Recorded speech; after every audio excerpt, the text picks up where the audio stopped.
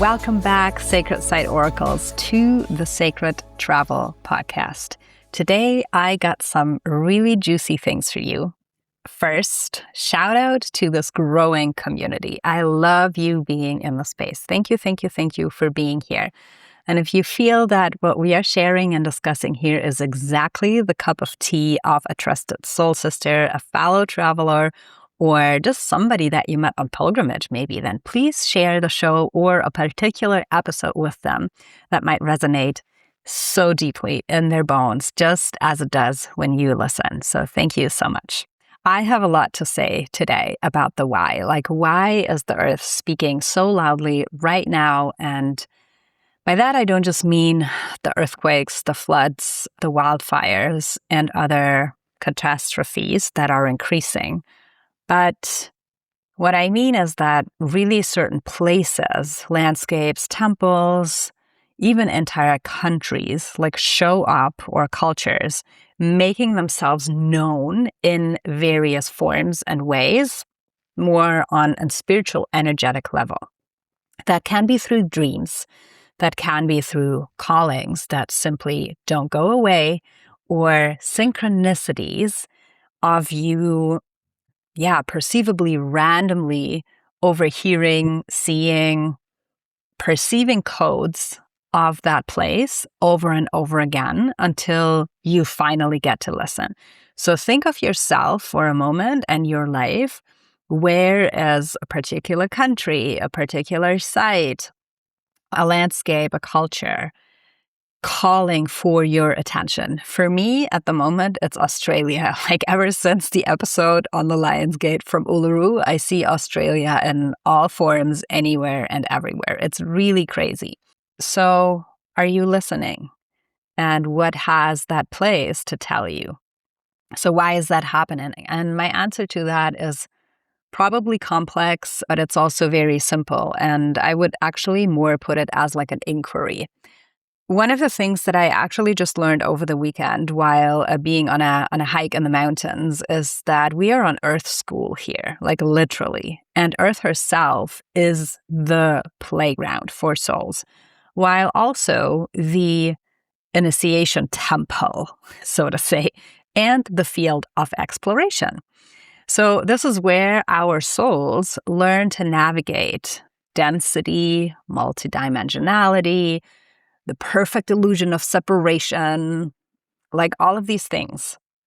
In other words, your evolution of consciousness, our evolution of consciousness is directly linked to this planet, to Earth, and with that, to all that ever was, is, and will happen on this planet.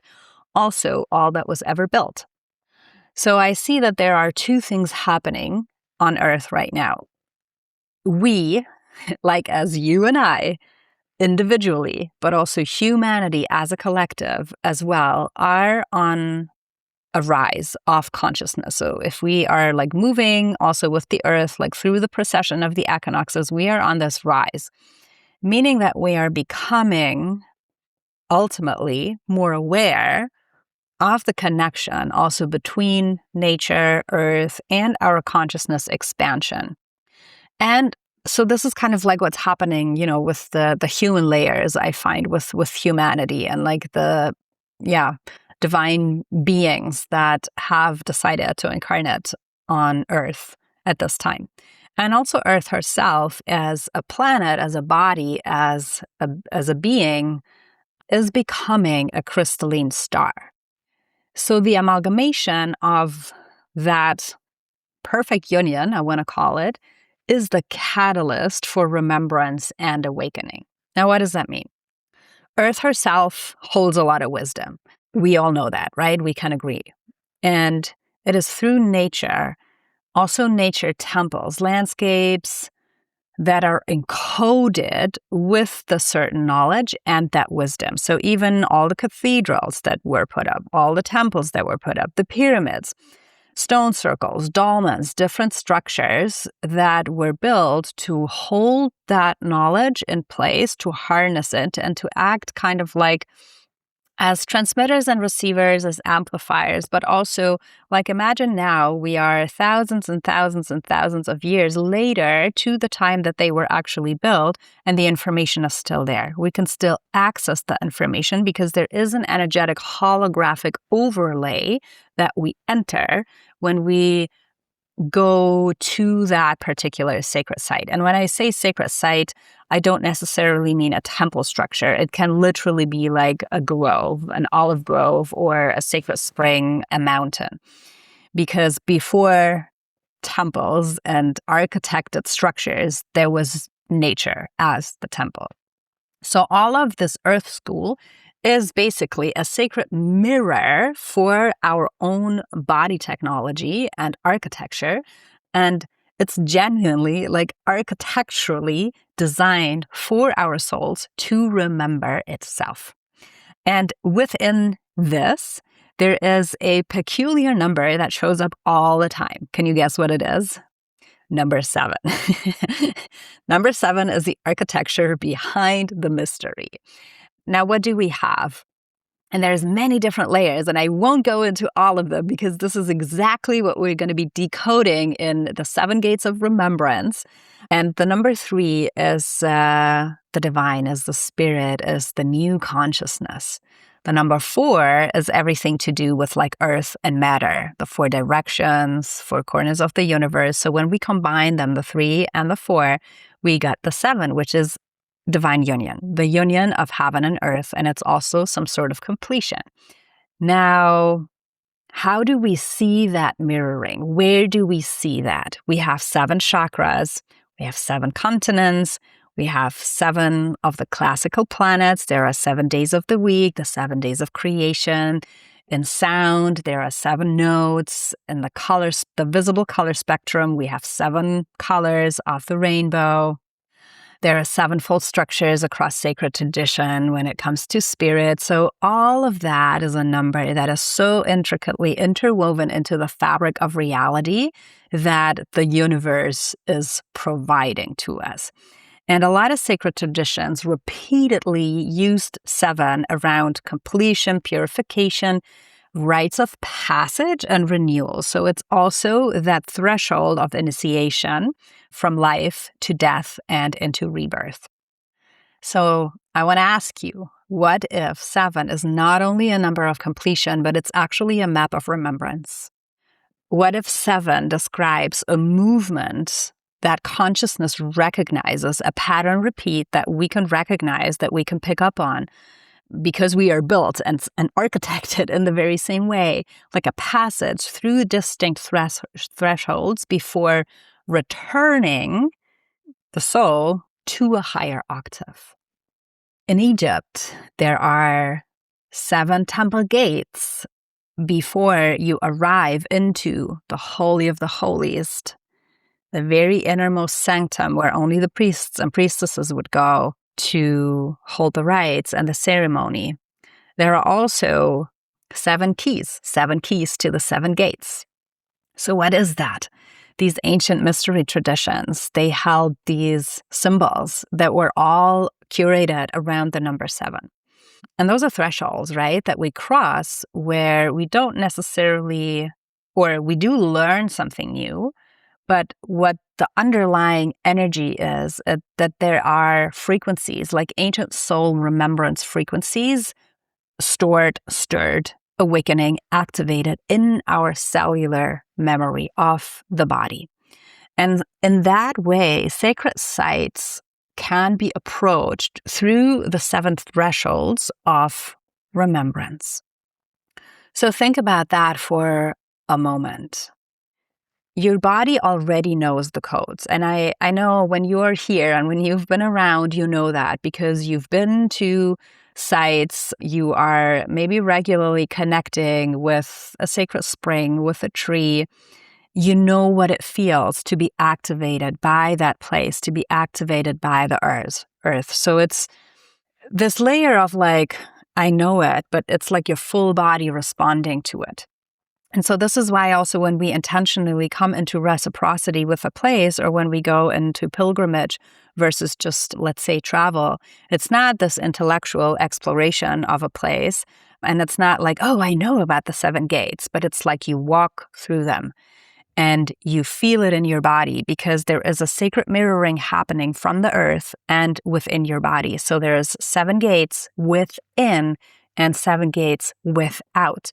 And when the energy and the frequency matches, it's almost like I see the chakras are kind of like clicking in place and starting to spin and open and maybe release even, but like swinging into a higher octave of consciousness that then in turn leads to a deepening or like an expansion of our consciousness. So the deeper invitation is to no longer kind of like receive endlessly, but really to strengthen our capacity to hold and integrate and really embody the frequencies that we are receiving and that also Earth is providing. Because coming back to what we said in the beginning, it's this two-way communication where we are like ascending and we can no longer unsee the connection. We can no longer uphold the illusion of the separation. So remembering that becomes the powerful catalyst when we move from that revelation into embodiment and into connection, relation. So it's been actually, for me, quite, a journey with the 7 gates. And it's nothing that was presented to me as a concept. It was literally like through my sacred travels, my pilgrimages as a participant, but also now guiding women on these journeys, where I saw the pattern repeat all over the world. And I'm not going to reveal too much, because you will hear about that when you join us in the 7 gates of remembrance. But believe me, there are structures encoded all over the world in all different traditions, where the sequencing of the 7 and like 7 temples, 7 pyramids, 7 gates, landscapes, where these 7 becomes the path of initiation. So that is the path of the initiate.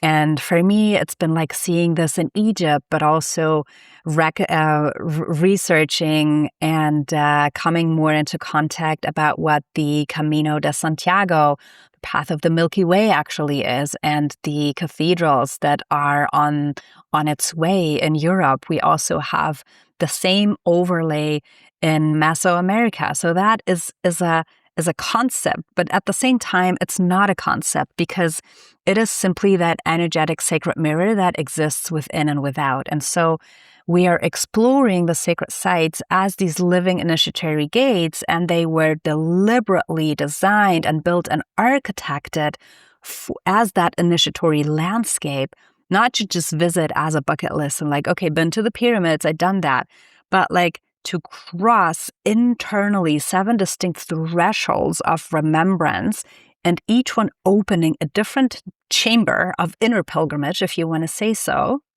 and access point to a stargate that we literally hold within, that gives us access to stargates without.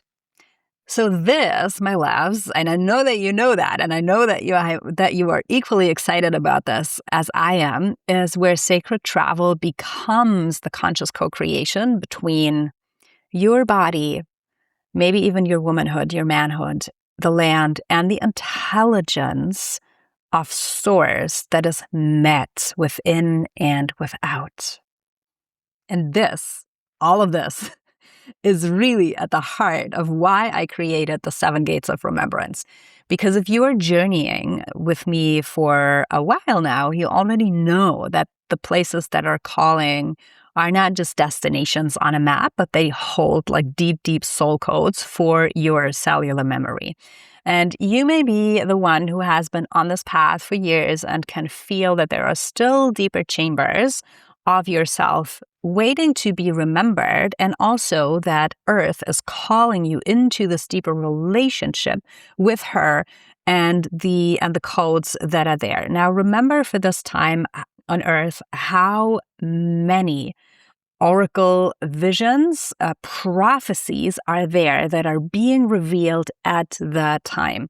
And again, this is an energetic layer where we are accessing the truth of what is being held and what is accessible as a potential. And so we are living in these times where we want to draw the potential down and we want to make it lived. We want to make it embodied. So we want to bring this not just from the pilgrimage, from our sacred travel, but we want to bring it into our homes, into our work, into our families, communities, because this is where the ascension happens, not here, like it's here. And that's why Earth is calling you to like, hey, you are that steward, you are that Earth listener, you are that priestess, you are that oracle, you are that druid. So we got to work together on that. So we are entering a living field. We are entering the net with that. So we allow the land to awaken these dormant codes and activate ancient gifts and also bring parts of that remembrance back online that we can then bring into our communities. And the 7 gates of remembrance gives you that opportunity to like literally experience exactly that. It's a mini virtual pilgrimage through 7 initiatory thresholds, and you will get to know where they are encoded in the landscape, that Earth's most energetic portals are designed to open deeper chambers of your own remembrance so you can bring them down into embodiment. And we're going to be walking with these living frequencies off the places to awaken those ancient body technology that is already there waiting to be boom, unleashed, activating the light that we all carry within and also deepening the oracle within. So not simply can you remember more of your soul essence, but really embody more fully the wisdom, the devotion, the sacred leadership that each and every one of us came here to bring to this planet in this time that humanity are really asking and like taking the quantum leap together with Earth herself. So all the gifts you're ready to embody, the wisdom you're ready to reclaim, and the vision you're here to steward in these times of change. So we journey through the gates, gate by gate, and I'm also going to be revealing my oracle and my site method to you that has helped me immensely to navigate and to not just like understand the sacred mirroring, but really crack the codes open in my own body so I can bring them as this embodied spirituality into my life. Yeah, you will recognize that in your bones when the ancient mystery cracks open. I am so excited for that because it's been such a catalyst on my own path. So the recognition that you have for a place is never the end. It's only the beginning. It's where the initiation starts. So if you know there are chambers of remembrance in your own chakra system and in your body that you haven't fully uncovered and entered yet, then come walk the 7 gates of remembrance with me, because we are crossing the threshold between remembering who you are and also living as exactly that, fully and completely.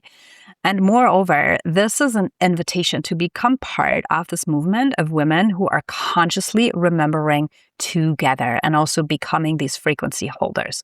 So if you've been finding yourself in a place where you know that you have to put your stake in the ground for future generations, the end of its extraction and separation, whatever it is that you are passionate about, that you're like, okay, no longer cutting through the illusion, this is no longer where we're going, there needs to be a different, more elevated path to walk that in unity of our divine light. Then the 7 gates can be that threshold you want to look into. Because if more of us remember, then we can embody and begin to really live from that place where we are reaching the critical mass. The more the field can change with all of us. So this is where the 7 gates of remembrance becomes stargates of ascension for all of us. And you'll find the link in the show notes. You can sign up through the link. It's only 33 Swiss francs. So I am so excited to be walking the gates with you. And if this episode has stirred something deeply, deeply within you, maybe a fractal of remembrance where you're like, oh, shoot, I know that there is a truth within that, then I just want you to sit with it and inquire deeper and allow that place, allow that destination, that landmark, that temple to really speak to you and deliver the message, because there is a deeper message.